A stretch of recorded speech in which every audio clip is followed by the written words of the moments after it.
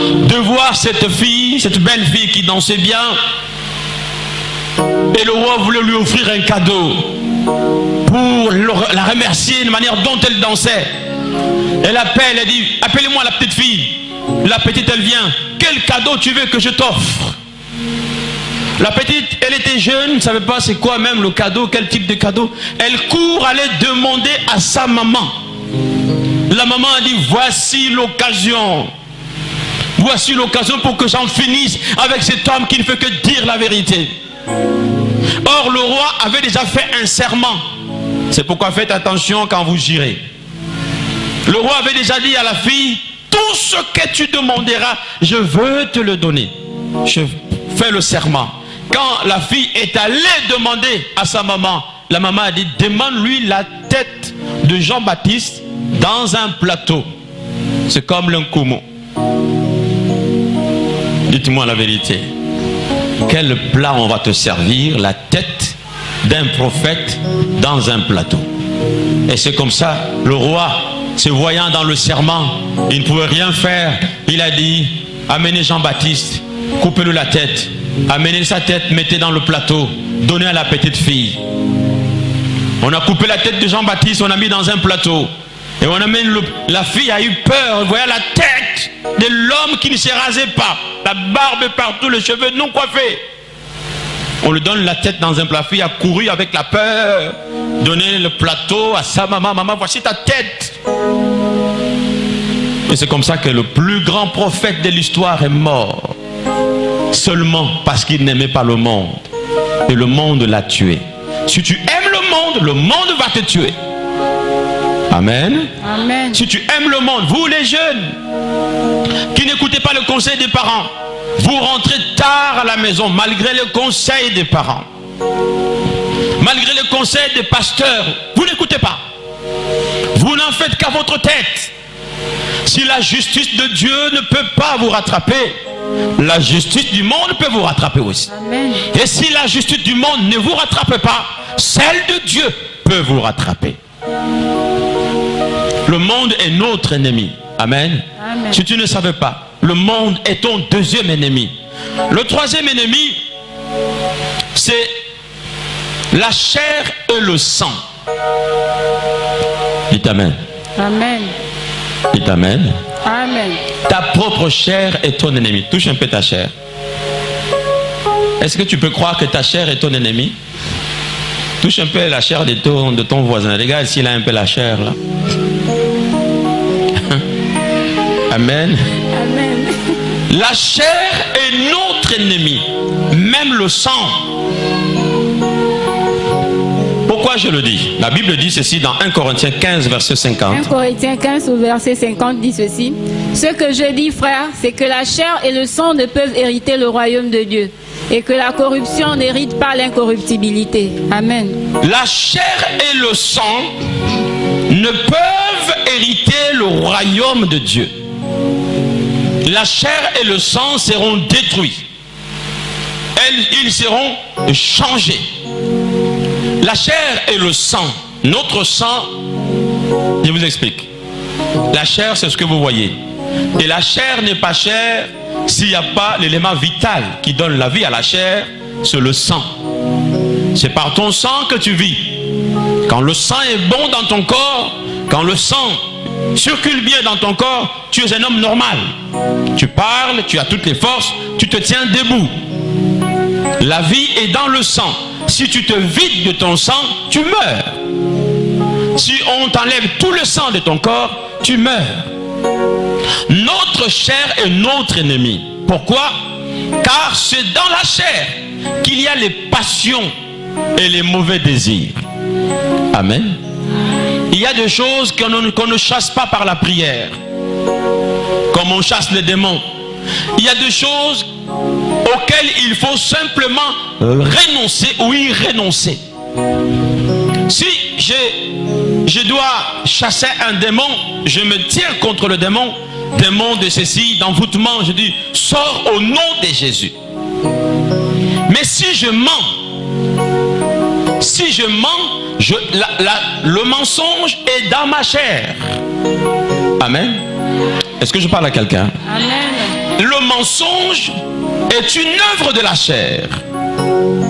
C'est que pour que je puisse m'en sortir du mensonge, je dois prendre la décision que je ne mentirai pas. Amen. Admettons, j'ai pris la cravate du pasteur Serge Alain, j'ai dérobé cette cravate, et quand on demande à tout le monde qui a pris la cravate, d'habitude je disais, d'ailleurs moi je n'étais pas là.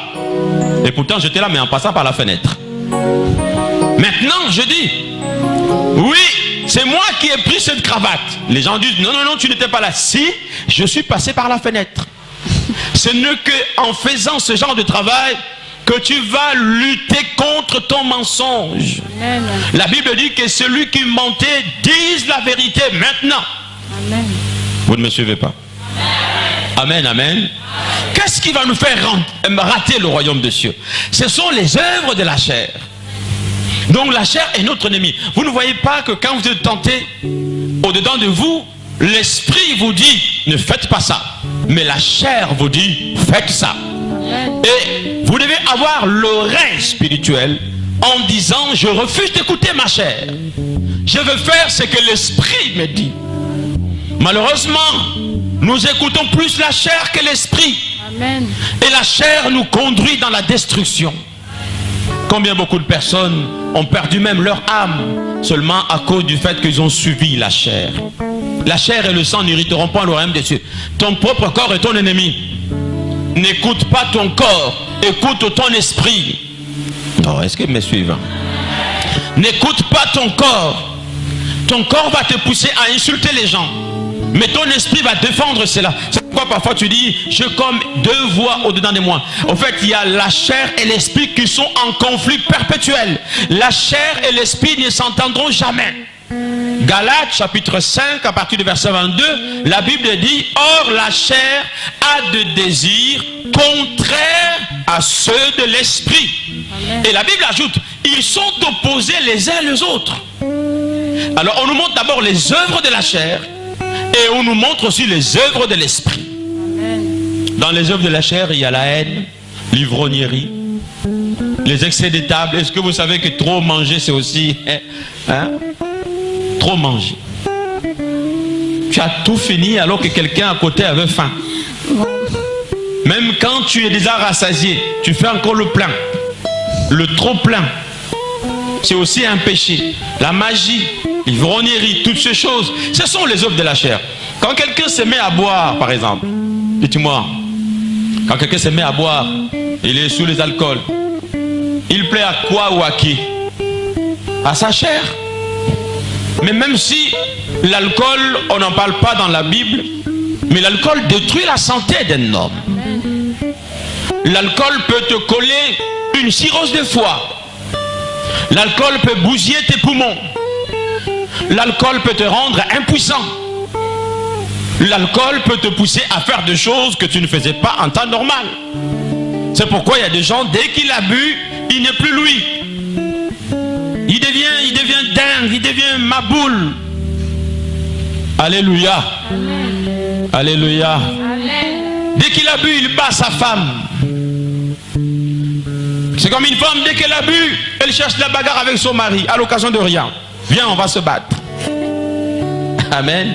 Un homme me racontait une histoire de sa femme qui avait bu une régabe de trop. Après, elle rentre à la maison et elle dit à son mari, ça fait longtemps que tu m'as tapé. Hein? Vous entendez ça? Ça fait longtemps que tu m'as tapé. Viens me taper un peu. Viens me taper un peu. Le mari a dit, ça c'est quoi ça? Les gens fouillent qu'on les tape et toi tu cherches qu'on te tape. Tout ça, ce sont les effets dangereux des œuvres de la chair. Amen. Quand on est chrétien, on doit lutter. Écoutez, ce que je vous dis là, nous tous, nous sommes dedans. Nous devons lutter tous les jours contre les désirs de la chair. Paul dit, ne prenez pas soin à la chair pour en satisfaire le désir. Tu ne dois pas faire tout ce que la chair te demande. Il faut que parfois tu dis à ta chair, je ne le fais pas et je ne le ferai pas. Tu dois avoir cette force-là, n'est-ce pas, de combattre les œuvres de la chair, car la chair cherche à te détruire. Amen. Amen, amen. Amen. Maintenant, le dernier ennemi, qui est celui pour lequel je voulais vous parler ce matin. Notre dernier ennemi, c'est notre raisonnement. Dis avec moi le raisonnement. Le raisonnement. Dis encore très fort, le raisonnement. Le raisonnement. C'est ça notre quatrième ennemi. Nous avons terminé avec le troisième. Voici le quatrième ennemi de l'homme. Le raisonnement. Le raisonnement, c'est la faculté de réfléchir, de trouver des solutions, de penser, de faire, n'est-ce pas, des calculs dans la tête. Pendant que je suis en train de te parler, tu raisonnes. Pendant que je suis en train, n'est-ce pas, de te prêcher, tu raisonnes. C'est grâce au raisonnement que la connaissance peut s'asseoir au-dedans de toi. C'est grâce au raisonnement que nous pouvons éviter certains dangers. C'est grâce au raisonnement que nous pouvons faire du bien ou du mal. Mais le raisonnement peut être un ennemi de l'homme. Amen. Amen. Je vais m'expliquer. Lisons d'abord dans 2 Corinthiens chapitre 10 verset 5. 2 Corinthiens 10 au verset 5. Nous renversons les raisonnements et toute hauteur qui s'élève contre la connaissance de Dieu. Et nous amenons toute pensée captive à l'obéissance de Christ. Amen. Amen. Dites Amen. Oh, dites Amen si vous êtes là. L'apôtre Paul nous dit, nous renversons les raisonnements. Nous renversons les raisonnements. On renverse ce qu'on ne veut pas voir. On renverse ce qu'on veut détruire. Il dit, nous renversons tout raisonnement. Donc, il y a un raisonnement qui doit être renversé. Et pour comprendre le raisonnement, Osée chapitre 4, verset 6 nous dit ceci. Parole de Dieu. Osée 4, verset 6. Mon peuple est détruit parce qu'il lui manque la connaissance. Puisque tu as rejeté la connaissance, je te rejetterai et tu seras dépouillé de mon sacerdoce. Puisque tu as oublié la loi de ton Dieu, j'oublierai aussi tes enfants. Amen. Amen. Alléluia. Amen. Amen, amen, amen. Amen, amen, amen. Réveillez-vous. Amen, amen, amen. La Bible dit dans Osée chapitre 4, verset 6, mon peuple est détruit. Mon peuple est détruit parce qu'il lui manque de la connaissance. Amen. Je suis détruit parce qu'il me manque la connaissance. L'église est détruite parce qu'il manque de la connaissance. Or, la connaissance vient par le raisonnement. Amen. Amen. Écoutez-moi bien, suivez-moi bien pour comprendre. Mon peuple est détruit parce qu'il manque la connaissance. Ça, c'est Dieu qui dit. Si vous n'avez pas la connaissance, le manque de la connaissance peut vous détruire. Amen. Mais l'apôtre Paul dit, nous renversons les mauvais raisonnements. C'est-à-dire que quand tu as un mauvais raisonnement, ça ne te donne pas la bonne connaissance. La connaissance est un cheminement de plusieurs raisonnements. Je prends un exemple, vous voyez un enfant qui part à l'école, le maître lui montre que 2 plus 2, ça donne 4. Et l'enfant retient cela. Pour qu'il trouve le 4, il faut qu'il raisonne. Et souvent à l'école, le maître, qu'est-ce qu'il fait? Il nous montre, il dit, écoute, tu as un bâton, tu ajoutes encore un autre bâton. Après, il prend l'autre côté, il dit encore, un autre bâton, un autre. Ça résonne, ça rentre dans la tête de l'enfant. C'est ce raisonnement qui fait en sorte que l'enfant comprenne que quand je 2, j'ajoute encore 2, ça me donne 4. Amen. Amen. Mais quand la Bible dit, mon peuple est détruit, parce qu'il manque la connaissance. En d'autres termes, si je n'ai pas un bon raisonnement, mon mauvais raisonnement me détruit. Ah, amen. Le mauvais raisonnement te détruit. La Bible dit ceci. Quand Adam et Ève ont fait le premier enfant, comment il s'appelait le premier enfant d'Adam et Ève? Amen. Vous ne participez pas.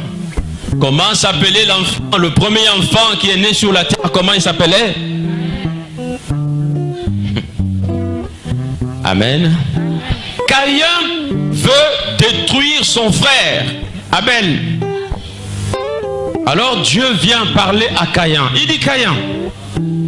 C'est dans, je crois, Genèse chapitre 4 verset 6, je crois. Il dit Caïn, écoute. Tu es tenté. Lis un peu ça. Genèse 4, 6. Je crois que c'est ça. Hein? Écoute bien, je veux que tu contrôles ton raisonnement. Parce que c'est par ton raisonnement que tu peux te détruire et par ton raisonnement que tu peux être sauvé.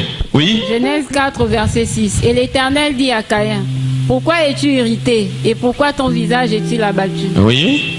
Certainement tu agis bien, tu relèveras ton visage. Et si tu agis mal, le péché se couche à la porte et ses désirs se portent vers toi. Mais toi domine sur lui.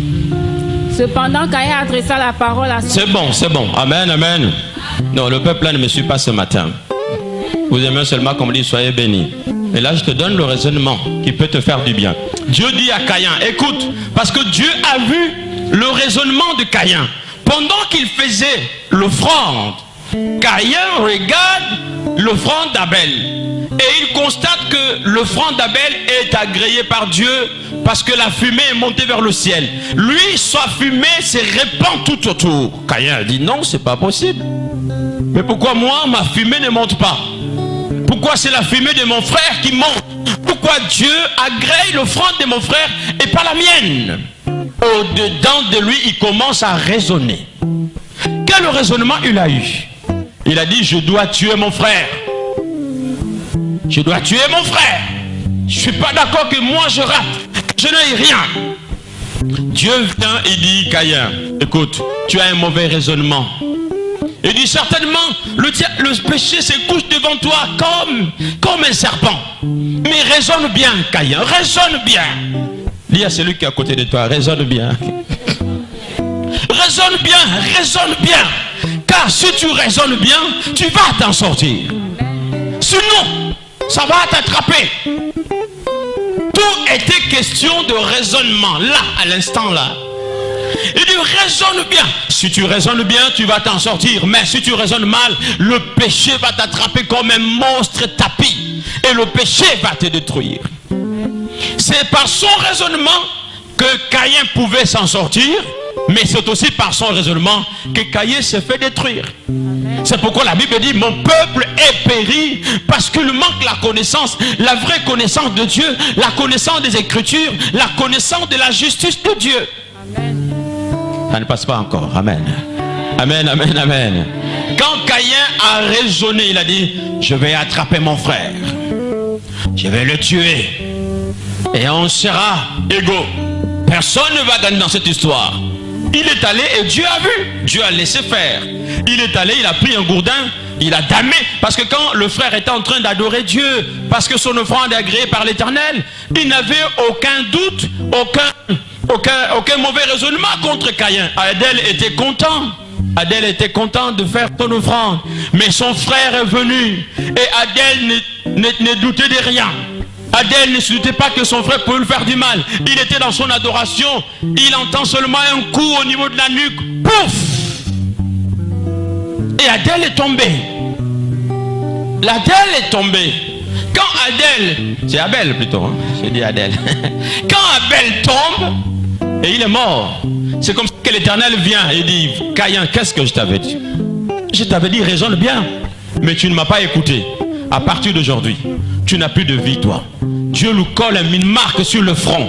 Il dit, quiconque te verra, il doit te maudire. Allez, va-t'en. Dieu l'a chassé parce qu'il était méchant. Et c'est depuis ce jour-là que Caïn est devenu le symbole de la méchanceté. Mais tout s'est joué par le raisonnement. Amen, amen, amen. Amen. Si tu raisonnes bien, tu iras loin. Si tu raisonnes mal, tu vas t'arrêter là. Amen, amen. Amen, amen. Regardez, quand vous traversez la route là, quand vous traversez la route, qu'est-ce qui vous sauve qu'on ne vous écrase pas par les camions, par les voitures? Tu es là, tu regardes à gauche, tu regardes à droite. S'il n'y a pas de véhicule, tu traverses et tu es sauvé. Mais quand tu vois un véhicule qui arrive, tu raisonnes toi-même. Tu dis, si je m'engage, il va me prendre. Et déjà, sans qu'on te donne des mathématiques, toi-même tu te dis, s'il me prend là, soit il me casse la jambe, je me retrouve à l'hôpital, je n'irai plus au travail, soit d'ailleurs je meurs sur le champ. C'est pour cela que je ne traverse pas. Tu raisonnes automatiquement. Amen. C'est ce qui fait que tu laisses d'abord passer le véhicule, après tu traverses tranquillement. Là où je suis en train de vous prêcher, il y en a parmi vous qui êtes en train de raisonner. Tu prêches, quelqu'un te dit, est-ce que ce qu'il dit, est-ce que lui-même il le fait? Amen. Voilà le raisonnement que tu peux avoir en ce moment. Amen. Amen. Parfois tu dis, ce qu'il est en train de me prêcher là, est-ce que lui-même est capable de le faire? Écoute ton raisonnement. Si tu n'as pas un bon raisonnement, ça va te coûter cher. Je vous montre un exemple dans la Bible. Quand Dieu dit à Abraham, prends ton fils, ton unique, celui que tu aimes, offre-le à moi en sacrifice. Quelle était la résolution d'Abraham? Abraham a pris son fils, il a dit à son fils, allons à la montagne, allons là-bas. Et ils ont commencé à marcher, l'enfant demande, papa, il est où le sacrifice? Il dit, Dieu se pourvoira. Dans le raisonnement d'Abraham, il allait tuer son fils. Il avait bien raisonné. Il a dit, je veux tuer mon fils. Et Dieu l'a empêché de le tuer. Si vous lisez dans le livre des Hébreux, la Bible dit, Abraham était prêt à tuer son fils. Parce qu'il se disait au-dedans de lui, même si je tue mon fils, Dieu est capable de le ressusciter. Oh. Écoute le bon raisonnement. Il a raisonné que même si je le tue, Dieu est capable de le ressusciter. Il allait tuer son fils avec un bon raisonnement. Amen. Amen, amen. Amen, amen, amen. On te donne un conseil pour quelque chose de bien. Par exemple, un enfant, tu dis, écoute mon fils, c'est pas comme ça qu'on se comporte. Va à l'école, fais ceci. S'il a un bon raisonnement, il écoute le conseil de son père. Le père lui dit, si tu fais ceci, tu apprends ce métier, dans les jours qui viendront, tu seras ceci, tu seras cela. Si cet enfant a un bon raisonnement, il dit, je vais faire ce que mon père me dit de faire, car demain, et s'il fait ce que son père lui dit, vous allez voir qu'au temps marqué, sa vie change. Amen. Sa vie change dans le bon sens. Amen. Mais les gens ont un mauvais raisonnement. Laisse-moi te dire que le diable, il va attaquer ton raisonnement. Il va mettre en toi un mauvais raisonnement pour te détruire. C'est pourquoi l'apôtre Paul dit, nous renversons les raisonnements. Oh. Faut que j'aille donner ce message dans une école universitaire où les gens vont me comprendre. Amen. Amen. Amen, amen. Amen. Le raisonnement d'un homme peut le détruire. Combien beaucoup ont pris un mauvais chemin qui les a conduits à la destruction. Ils sont restés là, ils ne s'en sortent plus à cause de leur mauvais raisonnement, de faux calculs, de mauvais chemins. Le diable va te conduire. Dimanche dernier, je vous ai prêché ici sur le raisonnement de David.